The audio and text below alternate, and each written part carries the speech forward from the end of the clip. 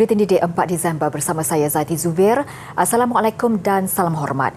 Pengurusan sekolah diminta untuk segera melaporkan kes jangkitan COVID-19 melibatkan guru dan pelajar. Menteri Kanan Pendidikan Datuk Dr. Razi Jidin menegaskan tindakan tegas boleh diambil terhadap pihak sekolah sekiranya didapati sengaja menyembunyikan kes yang dilaporkan. Kita amat ketat ini dalam konteks seperti mana yang ditanya tadi, sama ada sekolah yang cuba menyorok, kes pun tak ada. Itu kalau kita dapati, tindakan tegas akan diambil. Kerana apa? Kerana dalam konteks sistem pelaporan kita, setiap yang berlaku itu perlu dilaporkan segera. Jadi kita tahu apa yang kita akan laksanakan. Seperti mana yang berlaku di SSP sebagai contoh. Saya sendiri turun 2 kali untuk melihat apakah pendekatan yang terbaik untuk menguruskannya. Sebab itu penting bagi sekolah-sekolah dalam Kementerian Pendidikan ini melaporkan segera. Dan setakat ini tidak ada kes-kes yang sekolah cuba menyorokkan. Jelasnya jangkitan masih terkawal di semua institusi pendidikan selian Kementerian Pendidikan Malaysia KPM. Dan dalam masa sama, pihaknya menyarankan pelajar yang layak divaksin segera mendapatkan imunisasi COVID-19. Untuk rekod, sejumlah 21 sekolah katanya masih terlibat dalam kluster aktif. Institusi pendidikan membabitkan 287 pelajar dan 179 murid tadika swasta yang berdaftar dengan KPM. Beliau berkata demikian mengulas penularan jangkitan COVID-19 di Sekolah Seri Puteri Cyberjaya dan beberapa sekolah di negeri Kedah. Terdahulu, Datuk Dr. Razi hadir pada majlis penyerahan sumbangan pendidikan digital ION Sayap Bagimu di Institusi Pendidikan Guru Kampus Darul Aman Jitra. Sementara itu, pembukaan sekolah secara selamat, teratur dan meneruskan pembelajaran secara bersemuka menjadi agenda terpenting KPM selepas berakhir 100 hari pembentukan Kabinet Keluarga Malaysia. Datuk Dr. Razi berkata penekanan turut diberikan dalam soal infrastruktur pendidikan termasuk bangunan-bangunan doif di sekolah. Alhamdulillah, hampir semua sekolah di seluruh negara telah dibuka, termasuk sekolah-sekolah rendah. Murid sekolah rendah di seluruh negara telah ke sekolah, kecuali di negeri Kelantan dan juga di negeri Sarawak. Selain daripada itu, penekanan kepada infrastruktur pendidikan juga yang kita ingin beri tumpuan supaya kita dapat pastikan anak-anak kita ini dapat belajar dalam keadaan yang kondusif. Ini termasuklah perancangan untuk sekolah-sekolah, bangunan daif di sekolah, bangunan daif di sekolah. Dan juga satu lagi komponen yang kita sedang beri keutamaan adalah dewan terbuka. Ini untuk memastikan supaya anak-anak kita ini boleh gunakan dewan tersebut bukan sahaja untuk aktiviti kurikulum tapi juga aktiviti co-kurikulum. Sebab apabila berlaku COVID-19 ini, kita lihat terdapat banyak keperluan di sekolah-sekolah untuk diwujudkan dewan terbuka. Tumpuan turut diberikan terhadap usaha pengambilan 18,702 guru bagi menampung keperluan sedia ada. Universiti Teknologi Mara UiTM akan melaksanakan ekspedisi penyelidikan altitude tinggi di Annapurna Base Camp ABC Nepal bermula 10 hingga 21 Mac tahun depan. Misi kerjasama antara Fakulti Seni Bina, Perancangan dan Ukur serta Persatuan Alumni Universiti Texas itu akan disertai 30 kaki tangan dan pelajar dengan diketuai pensyarah fakulti berkenaan. Universiti hari ini dilihat sebagai institusi yang menerajui perubahan di mana hubungannya dengan dunia industri lebih erat terjalin. Kesatuan Eropah turut mentakrif semula peranan universiti melalui gagasan yang dinamakan The Knowledge Triangle of Research, Education and Innovation. Tambahnya, misi ekspedisi ABC itu contoh terbaik kerjasama melibatkan 3 pihak iaitu universiti awam, industri dan alumni. Selain berupaya merealisasikan program berimpak tinggi dan memberi manfaat positif terutama kepada pelajar, jalinan kolaborasi antara UiTM dengan Kathmandu Universiti Nepal juga akan memberi keberhasilan dalam pelbagai aktiviti jangka panjang. Kekurangan bukan ukuran kemampuan diri yang sebenar. Itu yang harus disemat dalam sanubari setiap individu orang kurang upaya OKU di negara ini untuk mempamerkan keupayaan mereka setanding dengan individu normal lain. Siang tadi berlangsung pameran hasil seni OKU bersempena sambutan Hari OKU Sedunia bertempat di Bangunan Plaza, Pusat Perubatan Universiti Melaya PPUM. Majlis dirasmikan oleh Ahli Dewan Negara mewakili OKU merangkap pengasas Persatuan OKU Sentral, Datuk Ras Adi Barakzi. Program anjuran Jabatan Perubatan Pemulihan PPUM dengan kerjasama Fakulti Filem, Teater dan Animasi UiTM bertujuan menggalakkan penyertaan dan pergaulan golongan OKU dalam komuniti. Jelas pengarah PPUM Profesor Dr. Nazira Hasnan, pihaknya sudah merangka pelbagai program untuk meminimalkan ketidakupayaan golongan OKU secara tidak langsung memberi kemudahan kepada mereka untuk menjalani kehidupan seperti manusia biasa. Beliau juga berharap dengan pelancaran pameran seni yang dihasilkan oleh pelukis dan pesakit OKU dari PPUM, ia dapat menjadi salah satu terapi kepada golongan ini. Seterusnya, membantu mempromosikan karya-karya OKU ke peringkat lebih tinggi.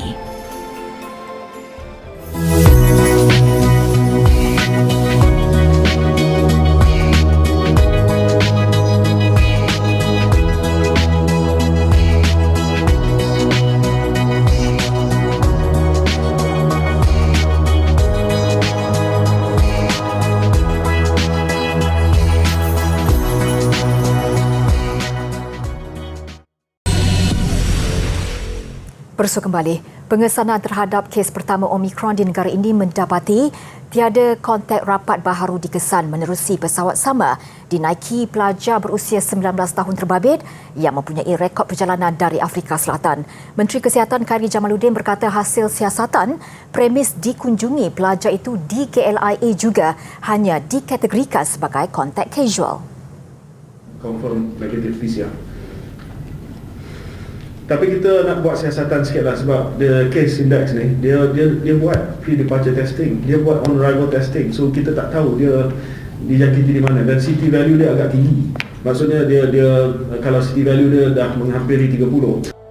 Beliau terdahulu merasmikan persidangan Luka Global Asia Ketiga 2021 di Petaling Jaya, Selangor. Jelasnya lagi, bagi penumpang di 4 barisan hadapan pesawat serta 4 barisan belakang kiri dan kanan, hanya 2 orang dikategorikan kontak rapat. Kedua-duanya adalah warga asing. Hasil ujian saringan terhadap mereka adalah negatif, iaitu semasa ujian ketibaan dan ulangan sebelum diberi pelepasan daripada kuarantin. Untuk rekod, ujian pengesanan nilai kitaran ambang Siti diperoleh pelajar itu adalah tinggi, iaitu 26.68. Jualan keluarga Malaysia kali pertama dilaksanakan di Hulu Terengganu meriah dan mendapat sambutan ramai. Lebih 3,000 orang menyerbu lokasi jualan yang diadakan di Kuala Berang sejak jam 8 pagi tadi. Minyak masak, ikan dan ayam antara barangan yang paling cepat habis dijual. Tinjauan mendapati pelbagai jenis ikan yang dijual dengan harga RM2 selonggok kurang daripada harga pasaran habis dijual dalam tempoh sejam. Selain itu, ikan kembung dan selayang yang dijual RM8 sekilo berbanding RM10 harga pasaran turut habis. Minyak masak dijual murah 25 sen berbanding harga pasaran RM2.50 turut mendapat sambutan tetapi hanya boleh dibeli 2 paket seorang. Ayam standard dijual RM8.60 berbanding RM10.50 juga menjadi rebutan pembeli. Harga dekat sini berpatutan dan mampu milik lah. Boleh kata kebanyakan orang yang datang ni sebab kemungkinan barang-barang harga naik. Sekarang dekat sini kita boleh dapatkan dengan harga yang kita boleh beli. Kita harap kerajaan teruskanlah harga sebab sekarang ni macam musim sekarang kan kerja pun susah. Nak dapat harga macam ni memang susah lah. Harga semua dah naik. Kesianlah kat orang-orang yang tidak mampu tu lah. Memang untung di sini ya? InsyaAllah dapatlah kurangkan pembelanjaan sikit. Macam mana nampak harga barang ini? Nampak pada kuranglah sikit lah pada harga asal. Jualan keluarga Malaysia menawarkan harga barang keperluan harian 20 hingga 50% lebih murah berbanding tempat lain.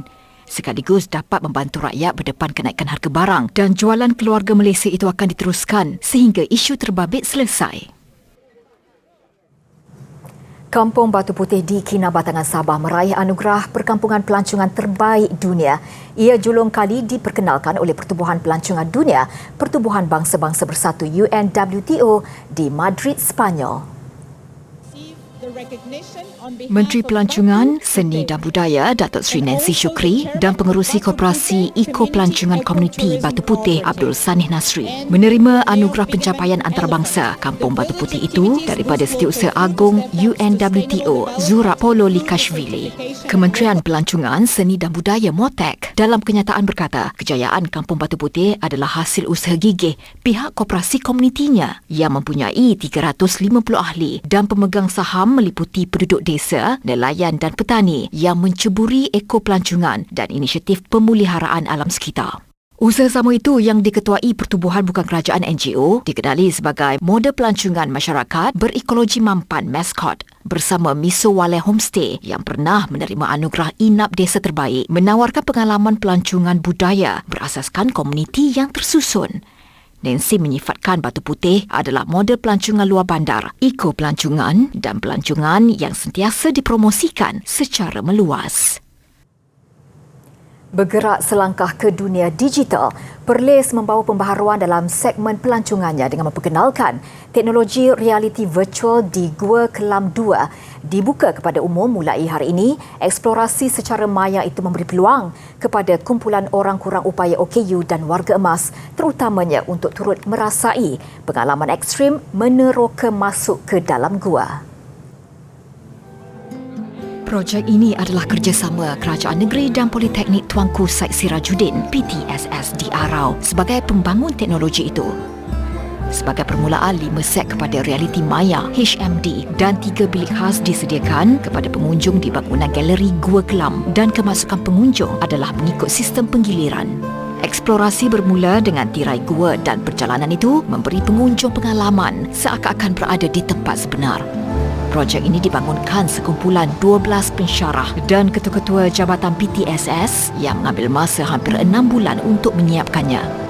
Cabaran yang pertama berkaitan dengan keadaan reka bentuk dalam Gua Kelam itu yang tidak rata dan sebagainya sempit, yang memerlukan kita memilih tempat-tempat yang sesuai untuk dapatkan shot dan angle yang terbaik, dan juga keadaan Gua Kelam ni yang gelap dan kita memerlukan pencahayaan yang terbaik untuk melaksanakan projek ini. Jadi kita boleh dapat dan juga kita boleh lihat secara lebih dekat berbanding kalau kita masuk ke dalam gua, kita dapat melihat dari jarak yang jauh. Tapi dengan adanya teknologi ini, benda tu kita boleh zoom in dan lebih jelaslah. Dan menu-menu tersebut memang disediakan dalam aplikasi tersebut lah, dan kita boleh pilih lah. Berdasarkan populariti dan daya tarikatnya, Gua Kelam 2 dipilih sebagai projek perintis sebelum diteruskan kepada beberapa produk pelancongan lain. Majlis perasmian berlangsung di bangunan galeri Gua berkenaan di kaki bukit Padang Besar. Eksplorasi secara maya itu antara pilihan yang ditawarkan selain Museum 3D yang menjadi elemen digital pertama diperkenalkan pada penghujung 2019. Difahamkan, Gua Kelam 1 dibuka kepada umum untuk aktiviti riadah dan mandi bandar. Manakala Gua Kelam 2 sepanjang kira-kira 1.2 km membabitkan aktiviti ekstrim. Gua Kelam 3 pula lebih mencabar dan memerlukan kemahiran yang tinggi untuk menerokanya.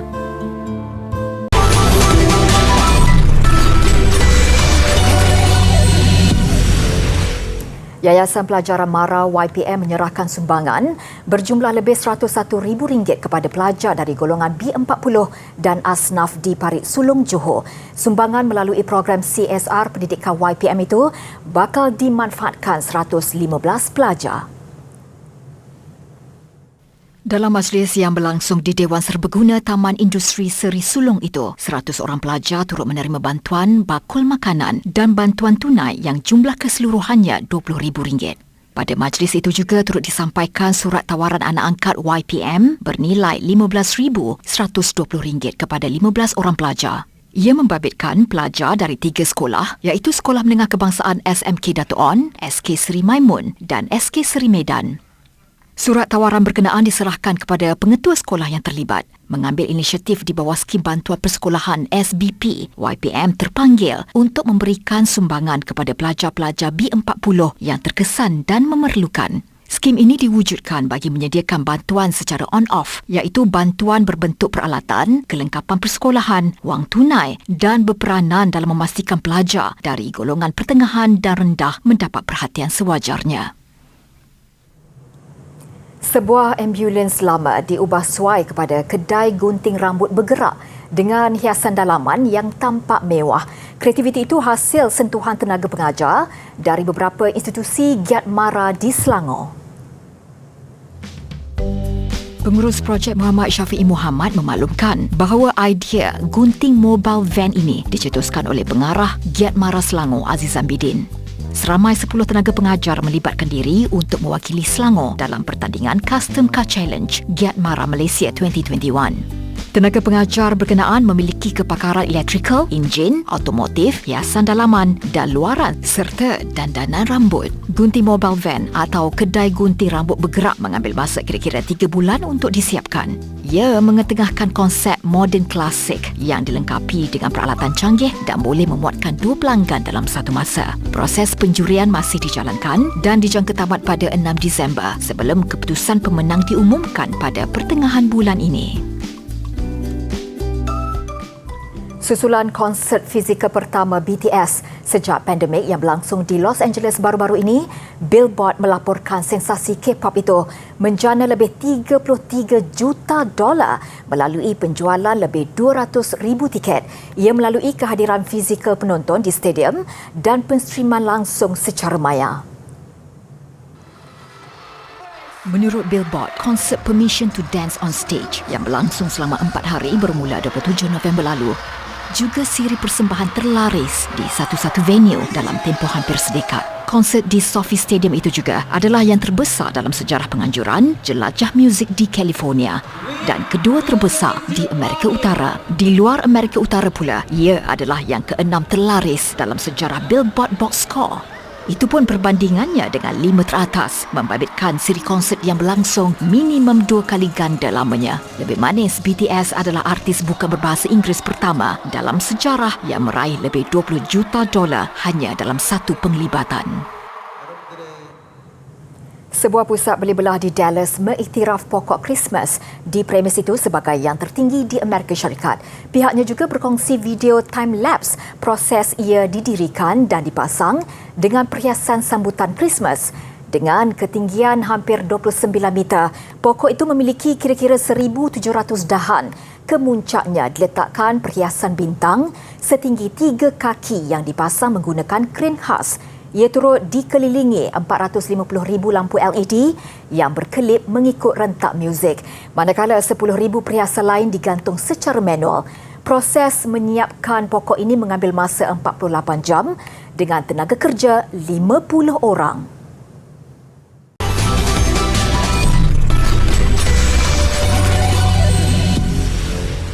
Setelah hampir setahun bekerjasama, Didik TV KPM dan Kementerian Pendidikan KPM siang tadi menjalankan aktiviti santai iaitu Fiesta Bowling Adiwira bertujuan untuk mengeratkan hubungan antara kedua-dua belah pihak. Pertandingan ini membabitkan bahagian sumber dan teknologi pendidikan BSTP, Unit Komunikasi Korporat KPM dan produksi Didik TV sendiri. Menurut pengarah BSTP, Maznah Abu Bakar, acara terbabit sebagai ganjaran terhadap kerja keras yang dicurahkan kedua-dua pihak. Dan ini adalah penting untuk mengeratkan lagi tali silaturahim antara Kementerian Pendidikan Malaysia dan juga Media Prima di bawah satu agenda utama iaitu Didik TV. Jadi saya sangat-sangat merasa seronok dan saya rasa ramai antara peserta-peserta daripada Kementerian Pendidikan Malaysia dan juga Didik TV amat-amat seronok hari ini. Setelah hampir setahun, pihak KPM dan pihak Didik TV bekerjasama dalam mengusahakan saluran Didik TV. Kami berharap acara ini dapat mengeratkan lagi hubungan antara pihak KPM dan pihak Didik TV dalam menghasilkan rancangan-rancangan yang terbaik untuk pelajar-pelajar negara kita. Pertandingan bertemakan Adiwira ini menggalakkan peserta tampil dengan busana atau pakaian ala-ala superhero. Setiap kumpulan juga diwakili dengan 4 peserta dan lebih menarik cabutan bertuah turut diadakan. Skuad bola sepak Seri Pahang FC membuat rombakan besar-besaran bagi menghadapi saingan Liga Malaysia musim depan dengan melepaskan 14 pemainnya musim ini, termasuk Ketua Pasukan Muslim Ahmad dan 5 pemain import. Seri Pahang FC membuat pengumuman itu menerusi akaun Facebook miliknya. Selain Muslim, pemain tempatan lain ialah Helmi Eliza Ilyas, Faisal Rosli, Fazli Mazlan, Zazril Naim, Izani Saleh, Aris Hazri Juhari, Hazri Rozali dan Faiza Rani. Faisal yang merupakan pemain paling lama dalam pasukan membuat keputusan mengucapkan selamat tinggal selepas 9 tahun menabur bakti. 5 pemain import pula membabitkan Hero Goland, Abu Bakar Yakubu, Kenny Atiu, Manuel Hidalgo dan Aung Kang Man. Sri Pahang FC merakamkan penghargaan dan terima kasih kepada semua 14 pemain berkenaan atas segala komitmen sepanjang menyarung jersey skuad Tok Gajah. Muhammad Fusa Mak Saleh dan Muhammad Junaidi Abdul Samad dinobat sebagai pengadil kebangsaan terbaik dan penolong pengadil kebangsaan terbaik bagi musim 2021. Mereka menerima pengiktirafan itu selepas berjaya melaksanakan tugas dengan cemerlang dalam saingan Liga Malaysia musim ini. Fusa dan Junaidi dipilih sebagai pengadil dan penolong pengadil kebangsaan terbaik dalam satu majlis makan malam di Shah Alam semalam. Sementara itu, Nurul Ain Izzati Zainal dan Nur Akmal Anwar dipilih sebagai pengadil wanita serta penolong pengadil wanita kebangsaan terbaik bagi musim 2021. Turut menerima penghargaan adalah pengadil kelahiran Terengganu, Suhaimi Mat Hassan di atas sumbangannya mengendalikan final Piala Dunia Bola Sepak Pantai di Moskow, Rusia pada Ogos lalu. Suhaimi turut menerima siji penghargaan bersara bersama 3 lagi pengadil iaitu Ku Alauddin Ku Muhammad, Ismadi Ibrahim dan Busrah Eri Azman Ismail. Secara keseluruhannya, Persatuan Bola Sepak Malaysia FAM berpuas hati dengan prestasi pengadil dan penolong pengadil bagi saingan Liga Super dan Premier musim ini. Bagi musim 2022, FAM merancang untuk menganjurkan lebih banyak aktiviti melibatkan pembangunan dan pemberkasaan pengadil di pelbagai peringkat, termasuk seminar tahunan yang merangkumi ujian kecergasan. Seorang lelaki yang pernah berkhidmat dengan tentera udara Chile, Sebastian Alvarez, menjadi manusia pertama yang terbang ke dalam kawah gunung berapi. Tindakan berani Alvarez itu melalui gunung berapi Villarrica di Chile. Gunung berapi Villarrica mempunyai ketinggian lebih 2,800 meter dan terletak kira-kira 700 km dari Santiago. Aksi wingsuit Alvarez bermula dengan terjunan bebas daripada sebuah helikopter pada ketinggian lebih 3,300 meter.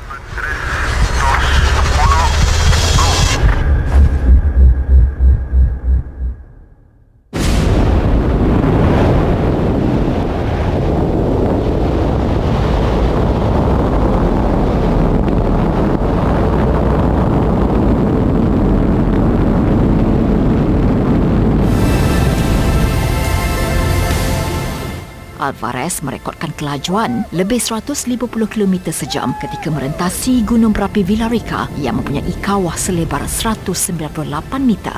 Jelas Alvarez apa yang dilakukan untuk satu projek khas selain hasratnya terbang melalui sebuah gunung berapi yang aktif. Alvarez sebelum ini terkenal kerana melakukan beberapa aksi lagak ngeri seperti terjun dari Mont Blanc di pergunungan Alps.